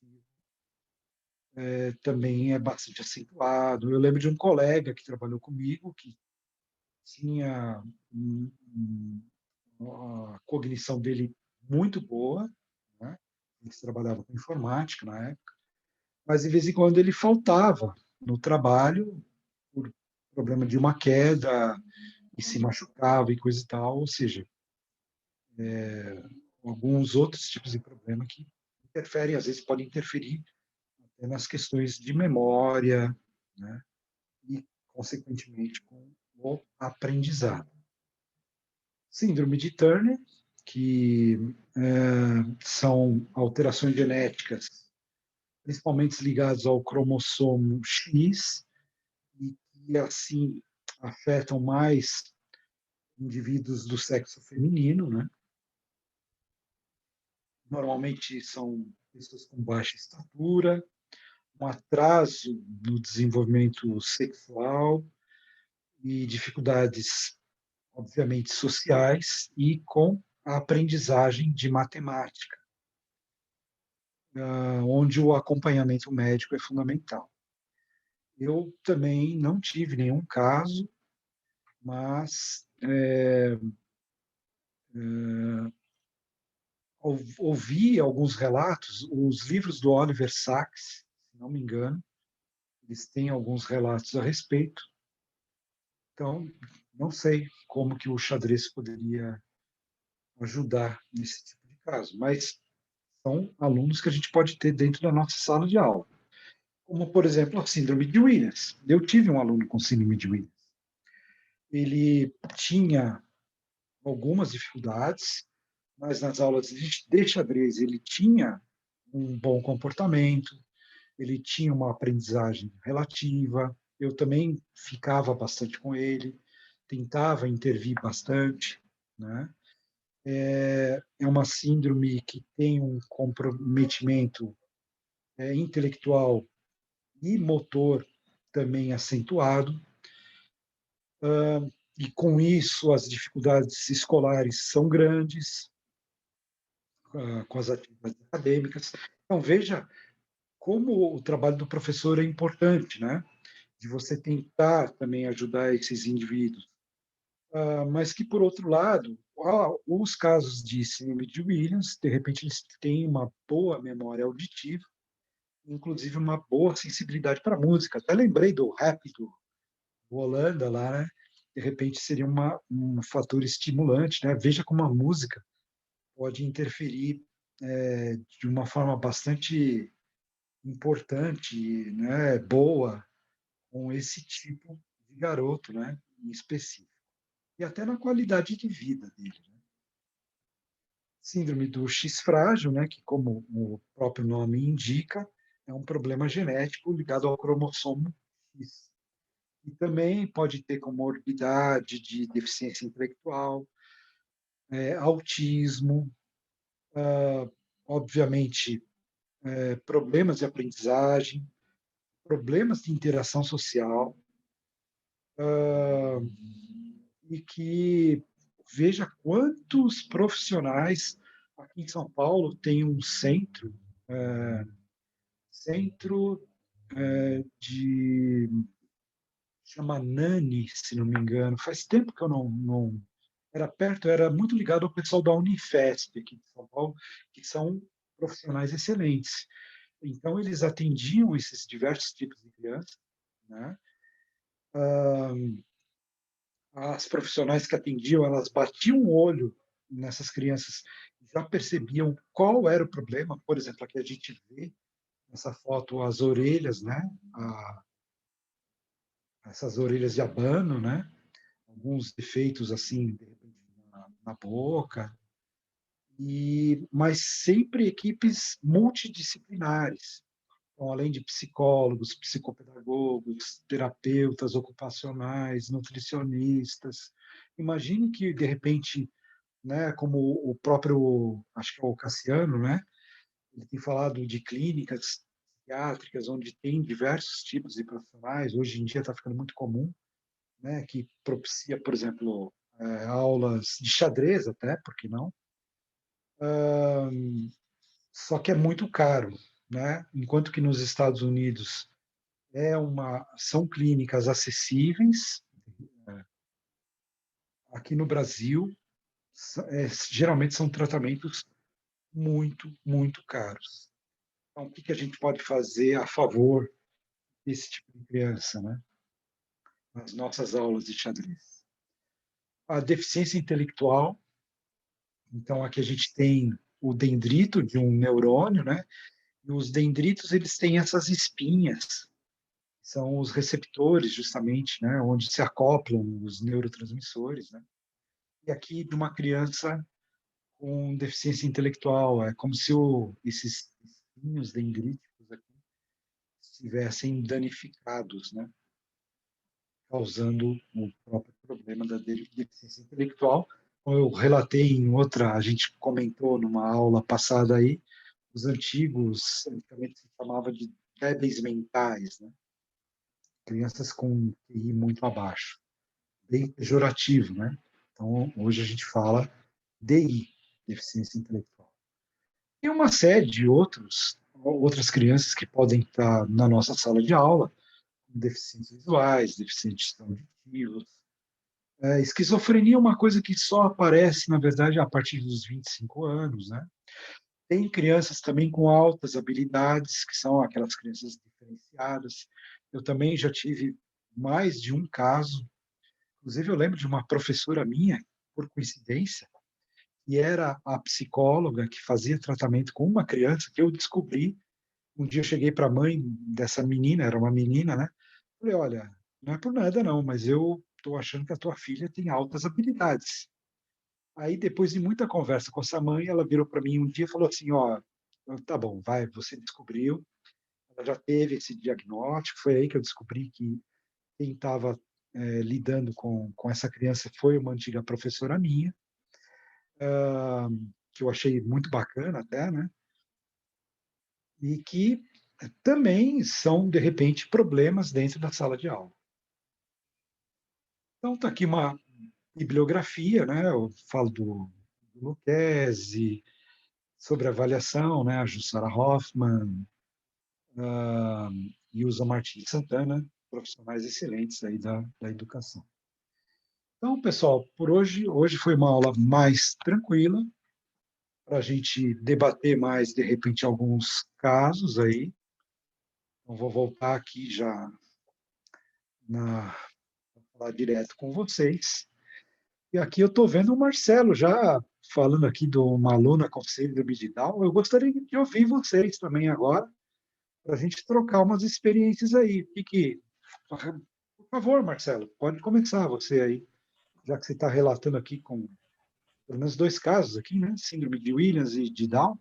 Por favor. Na verdade, assim, eu sou professor de educação física e professor de xadrez. Então, e como eu trabalho com escola pública, a gente recebe uma diversidade enorme de alunos e nós temos diversas questões aí de deficiências que aparecem no dia a dia para a gente, né? Então, e a gente é obrigado a lidar, às vezes, com 2, 3, 4 deficiências dentro da mesma turma, né?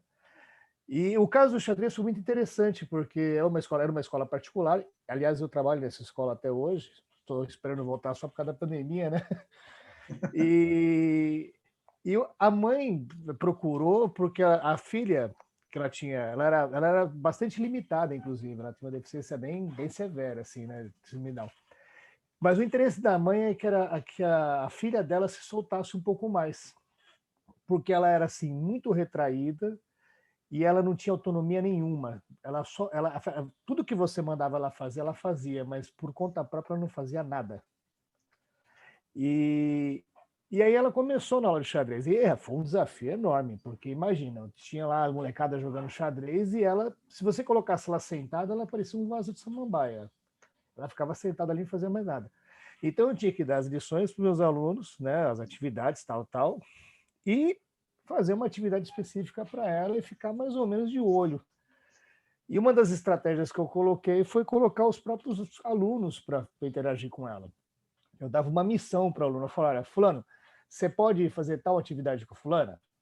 Aí eles iam lá e faziam, e eu estava sempre trocando os alunos para que essa menina, no caso, né, tivesse uma interação social, tivesse um desafio, e ela mostrou alguns desempenhos, assim, ela melhorou um pouco, foi muito interessante. Eu fiz isso também, Marcelo. Eu também fazia isso. Eu também fazia um dos alunos ali interagir cada aula alguém diferente para interagir com esse meu aluno síndrome de Down. Já o síndrome de Williams eu já não tinha tanto problema assim. O que você tem a dizer? Então, eu tive uma aluna, né, que ela também tinha essa síndrome, assim, uma graça. Você conversando com ela, ela não parecia ter problema nenhum. Ela respondia, tinha cogniçãozinha, tal, tal. Mas o que ela mais apresentava era uma dificuldade motora enorme, né, principalmente coordenação motora fina. E isso implicava nela escrever, porque ela não tinha um certo domínio, né, da escrita. E eu percebi que ela tinha uma dificuldade também de raciocínio lógico, né, dedução e indução, principalmente. E aí, no caso, era a educação física, né, não era o xadrez. E o grande desafio era fazer com que ela entendesse as propostas motoras que estava passando na quadra. Então, eu sempre fazia eu faço as minhas intervenções uma aula de educação física mais pensante, né? Então, eu faço o jogo da velha da quadra, eu faço os jogos onde as crianças têm que pensar, eu tenho a torre de cores que eu uso lá, que é o trabalho de memória de curta duração. Então, tem várias atividades. E, para ela, olha, ela dava um 9, coitada. Mas foi muito interessante, porque assim, ela gostava de participar de tudo, ela não fugia de nenhum desafio. Ótimo. Né? E só mais um caso que eu tive aula com um cego, também na educação física, e o moleque fazia tudo. Eu cheguei a fazer aula de malabares com esse garoto, e ele gostava de jogar futebol e ficar no gol, ele com o colega dele defendendo. Era muito legal. Muito bom. Professor, eu tive uma aluna com Down lá em 2007, 2008, lá no Rio Grande do Sul. Era minha vizinha e eu trabalhava em algumas escolas dando aula de xadrez, mas sou bancário, né? Então, vamos dizer assim, eu trabalhava em turno que não estava trabalhando no banco. E essa menina ela era minha vizinha e ela sempre estava lá em casa. Minha filha jogava xadrez e ela via a gente treinando e eu dando aula para alguns alunos, e ela sempre pegava as peças e queria aprender. E como o Marcelo falou, foi um desafio absurdo para ensinar a jogar. Foi assim, coisa de quase uma semana para cada peça. Mas no final, do lado positivo, ela disputou junto com ela tinha 19 anos, né? Ela disputou no Sub-8 o Campeonato Gaúcho de Categorias,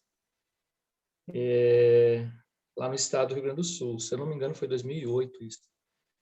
E, assim, o legal de tudo foi que ela mudou completamente a atitude dela.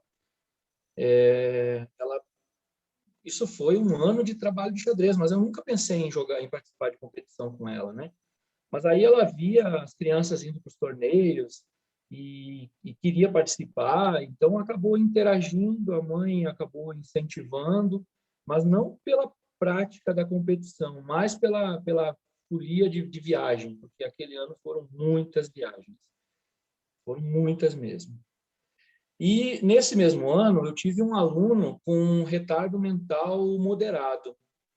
Ele tinha aí seus 27 anos, mais ou menos, era aluno da APAE, da cidade, e também, casualmente, morava próximo da minha casa, então lá sempre tinha bastante criança na minha casa, e começou a jogar, só que ele tinha, de certa forma, assim, uma facilidade, né? Ele tinha um retardo mental, não era severo. Também jogou naquele ano Sub-18. Então, assim, foi algo sem planejamento, né? Mas o que deu para observar com esses dois casos foi de que o xadrez, eu não fiz nenhuma análise, nenhum teste, nada, mas no comportamento, na sociabilidade e na autonomia, eu identifiquei muita mudança positiva. Você sabe, Valdemir, eu acho que faltam relatos, porque imagine que isso pode ser um nicho para as pessoas trabalharem com xadrez. E essa aluna Down, para o senhor ter uma ideia, ela também ia para a APAE, né? Ela participava e ela começou a jogar as Olimpíadas da APAE, praticar no atletismo. E então ela tinha uma doença, ela era diabética, bastante, a diabetes dela era bem agravada, inclusive quando a gente ia viajar com ela, a gente tinha que tomar o máximo de cuidado, porque os pais iam junto, a gente conseguia o ônibus da prefeitura, o prefeito na época na cidade que eu morava, o sobrinho jogava xadrez, o neto também. Então ele cedia ônibus assim, ó, se eu instalasse o dedo, dizia, ó, tem um torneio lá em Dois Irmãos, lá no Rio Grande do Sul, eu morava lá em Sertão, no norte, ele dizia, pode mandar. Então ele cedia veículo com muita facilidade para eventos de xadrez. E essa menina, né, então, ela começou a praticar, a correr, então ela era sedentária.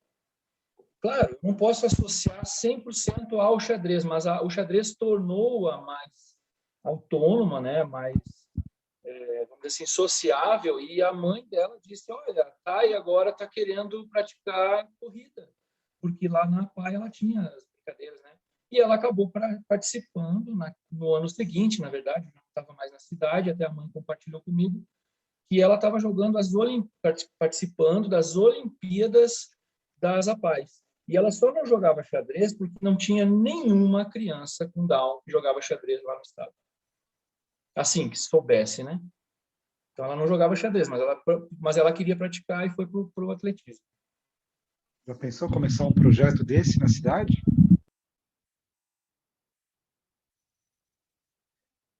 E aí, pessoal, alguém mais aí? Cássio, hoje você está quieto, Cássio. Professor, Oi, Wanda, pode falar. então, eu trabalho com a sala de recursos numa escola estadual. E nessa sala, a dificuldade, o que eu observo é a autoestima, por conta que eles têm a percepção das dificuldades que eles apresentam. Estão me ouvindo bem? Estou ouvindo. A imagem está congelada, mas estamos ouvindo.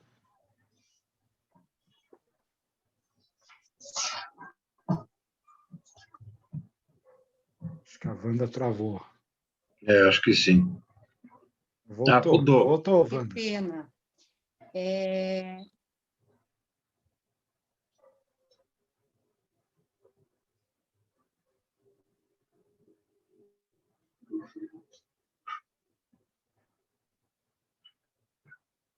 Léo. Fala, Cássio. Primeiro, boa noite para todos e todas. Eu queria que depois, no finalzinho, você comentasse um pouco daquele planilha da rede neural, princípio pedagógico e prática pedagógica. Tá. Eu percebi que algumas pessoas, e eu me incluo dentro dessas, está com dificuldade de aonde enquadrar as atividades pedagógicas. Estão me ouvindo?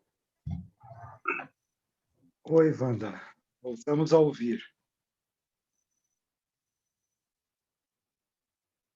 Travou de novo. Deixa eu aproveitar, Cássio. Hoje mesmo, com essas, digamos, avaliações, eu acho que talvez seja uma dica, não é? Porque acho que qualquer atividade que você bole, você pode, de repente, encaixar muitas daquelas coisas, dessas coisas que foi falado hoje, naquele quadro. Uma coisa que eu pensei seria, não sei quem que me comentou sobre isso, de fazer um vídeo, eu mesmo elaborando esse quadro, né? Eu vou tentar fazer um videozinho assim e colocar disponível para vocês, mas eu acho que é bem simples, né? Como aquela atividade que a gente pensou sobre o xadrez vivo, né? Então, qual atividade que é? O xadrez vivo. Que funções que eu estou avaliando? Estou avaliando uma série de funções, né? Eu não me lembro de cabeça agora aspectos sensoriais, não é? Está fechado o microfone. O motivacional, a rede afetiva. Isso. Mas é só um geral mesmo, não é uma. Se você fizer esse vídeo, alguma coisa que talvez ajude mesmo. Mas acho que a Wanda voltou agora. Então, vamos lá, Wanda. Que coisa, hein? Quase não falei. Normal. Não falei na sua aula e quando eu fui falar, tive problema aqui com a. Mas não se preocupe. Mas está oscilando mesmo a minha internet. Então, na verdade, eu trabalho há muitos anos com educação especial. Um bom período nas APAES, na APAE aqui de Pato Branco, e de 2015 para cá com a sala de recursos. Então, o que nas minhas observações em relação a esses alunos da sala de recursos,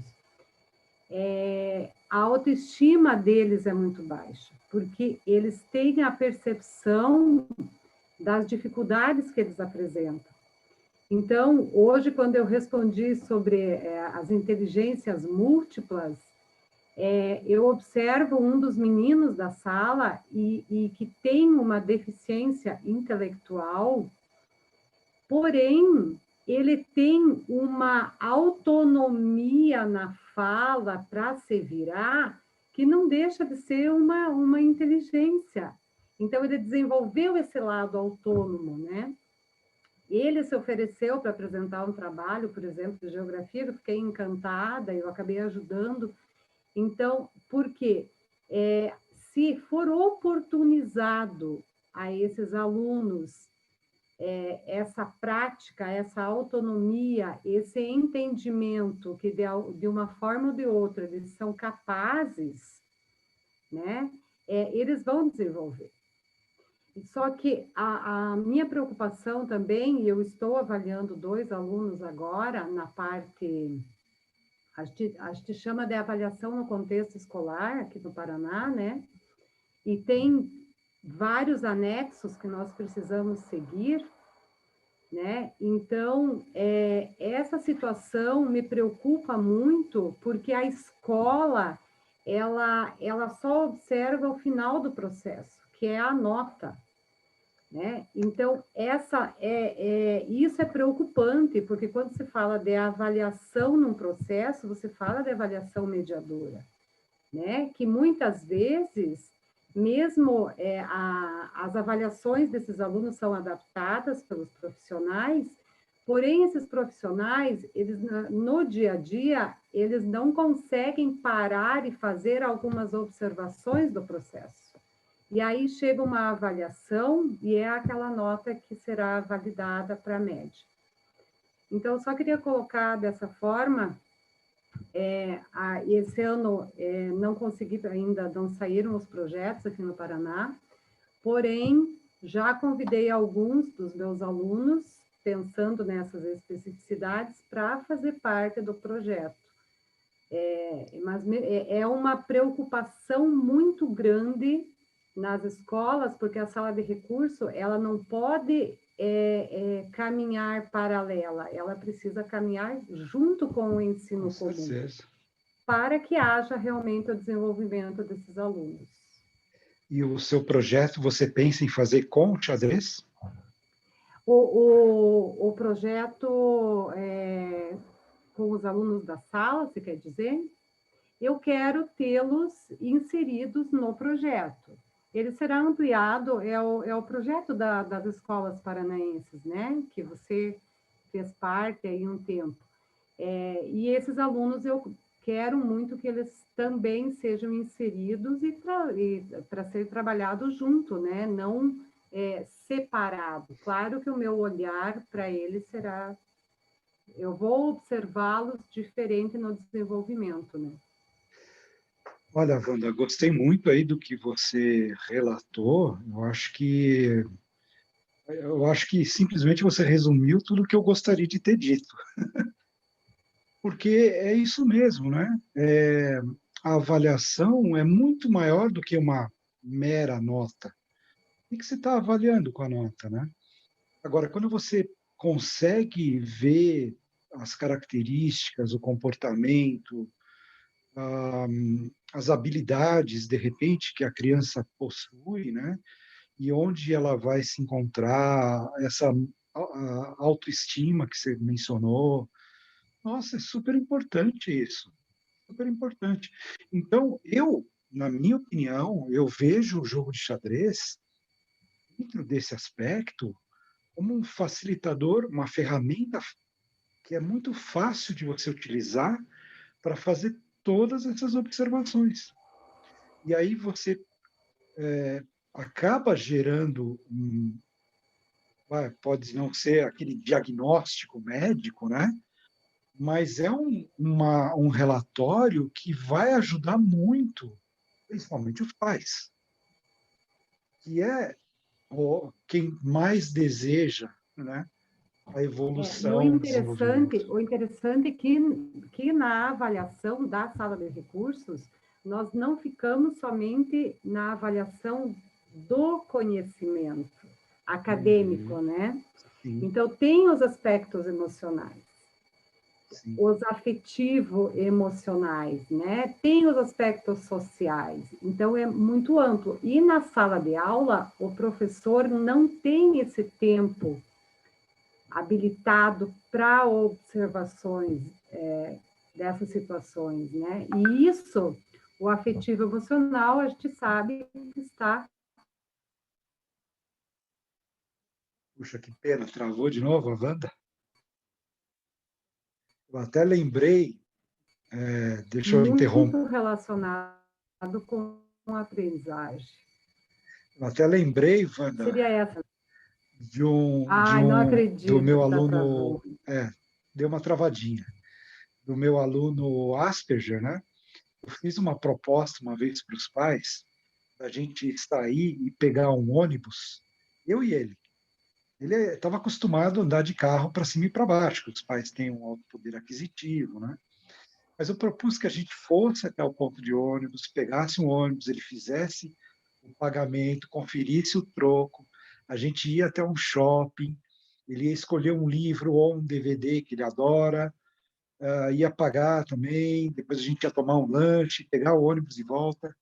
Enfim, eu fiz um relatório de tudo que a gente fez aquele dia e acabou nas mãos do psiquiatra dele, né?